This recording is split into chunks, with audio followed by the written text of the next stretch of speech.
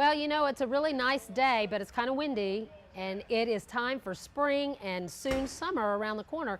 And what better to do than get your lawnmower ready for that mowing season? We have such an extended mowing season. So I'm visiting with Dawn Speed from Irving Small Engine Repair. Welcome, Dawn. Hi. Thank you so much. Uh-huh. We're going to be visiting with Dawn about preparing our small engines, and I mean getting them ready for this mowing season, which would include your lawnmower, your weed whacker, your blower, your leaf blower, your mulcher, those kinds of, your chainsaws, those small engines that can really put out more carbon emissions than your vehicle when you're running them. That's amazing to me, but I guess it's just because of the design of the engine. So Dawn, tell me about the design of the engine, particularly in this lawnmower that we have sitting here. These small engines are powerful for their size, and they are basically just a small internal combustion engine, has a big blade on it, and it spins really fast and cuts grass. So now, what makes it different from a vehicle engine? They're essentially the same thing, just a smaller version. The two-stroke engines, which are like your weed eaters and stuff like that, you actually mix oil with the gas. The lawnmower usually are four-stroke, and it's just straight gasoline, just like out of your gas pump at the service station. So now, in your company here, the Small Engine Repair, obviously you're taking care of these types of small engines. Sure. So tell people how important that is to have their equipment maintained. Well, these mowers are designed to meet certain emission specifications, and all they have to be approved, you know, from the manufacturer. And to keep them running efficiently, one of the biggest things you want to do is make sure you don't put old fuel in it. You want to make sure you keep your air filter very clean. Spark plug, check it often, make sure it's not gummed up or something. Anything like that is going to cause it to run less efficiently, and there you're going to get more emissions and stuff like that. So now, what would be some problems that the user would experience if their equipment was not tuned up? Well, a lot of people, they get it out first thing in the spring and it just won't start because they've left gas sitting in it all winter. Yep. And that's one of the biggest problems. The best thing you can do to keep one of these pieces of equipment running efficiently is at the end of the season, drain all the gas out and run it until there's no gas left in the engine or the carburetor. That keeps everything from the ethanol with the gas. It separates when it sits for a long time, and it just gums everything up, and you know, it just won't run. So the best thing to do to keep it running efficiently is make sure that you empty the gas tank and run all the fuel out when you put it away in the fall. Then when you get it out in the spring, don't use the gas you left sitting in your shed all winter, because it's old now and it's no good. Okay. You either need to dispose of it properly, Right.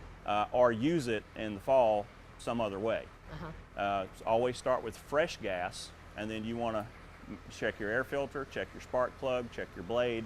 Those are the main components, just to make sure it's running efficiently and the way it should. Now, when people empty, if they're doing this themselves, which I would not do that, but I'm sure there's some handy folks out there. It's already mixed with oil. No, you can buy pre-mixed fuel, and at different places, O'Reilly's and places.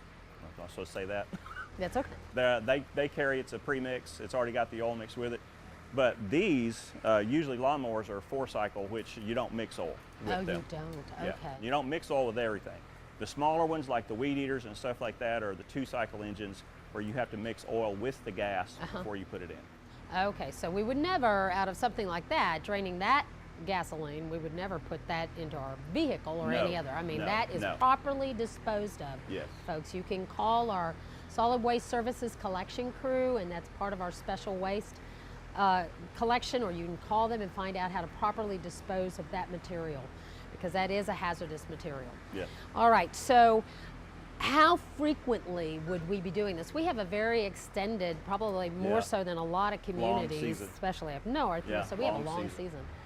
One of the primary components for making it run smoothly and efficiently is the air filter, because that's what blocks all the dust and dirt around here from getting into the carburetor and making it not work properly.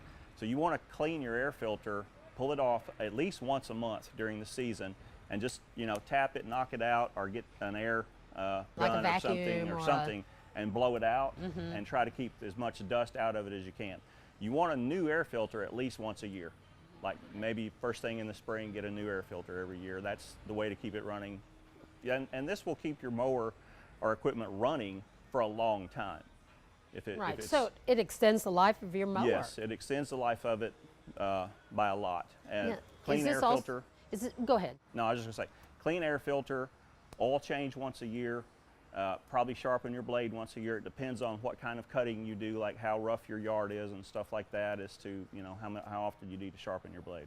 So would this be true of a riding lawnmower? I mean, I'm looking at a riding Yes, lawnmower, so that'd be true of a riding lawnmower Yes. as well. Mm-hmm. All right, so let's talk about the blade.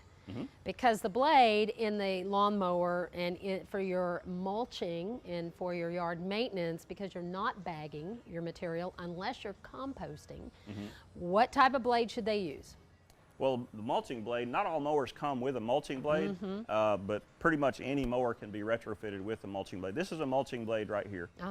This is the cutting edge, goes this direction. You notice the little wings. Yep. That, as it's going around, creates airflow. It pushes the grass up into the top of the deck, so that then this part of the blade, which is actually the mulching blade, the mulching part, will continually come around, and as the grass is circulating in there, it just keeps mulching it, keeps chopping it, keeps chopping it, keeps chopping it. So that the blade of the grass gets smaller and smaller and smaller. Yes. Okay. So it's really critical to have this blade sharpened. Yes. And sharpening a lawnmower blade is not like sharpening a pocket knife. You don't need a razor edge on it. You just need a good bevel to cut grass with. If you sharpen it real sharp, it'll actually get dull really quick, even quicker than normal, and wear the blade out, and that kind of thing. You'll have to get it sharpened more often. But you just want a good bevel. I don't know if you can see that on the camera, but you just want a good bevel. You don't want it to be like you can shave with it.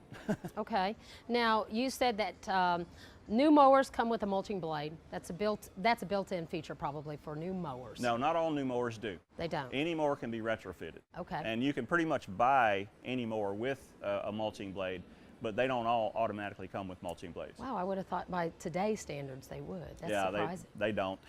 Okay, so now Dawn, is there anything else you want to tell us? We talked about the gas, emptying that, the spark plug. You want to make sure your spark plug's clean. If you're a handy type, a mechanic type, just take it out, take a little emery cloth or something and clean it where you get a good clean spark. But I would recommend changing it probably once a year, at least every 2 years, if you're the kind of person that can clean it in the meantime yourself and take care of it. But the spark plug is all these things are key components to keeping it running as efficiently as possible. So Dawn, tell us where you are. This is Irving Small Engine Repair. Right, we're at 433 East Pioneer, Suite 125. Excellent. Well, Dawn, thank you so much for visiting with Fran. us today. I appreciate it. Get your mowers tuned up, folks. Visit with Dawn Speed here at Irving Small Engine Repair. Thank you.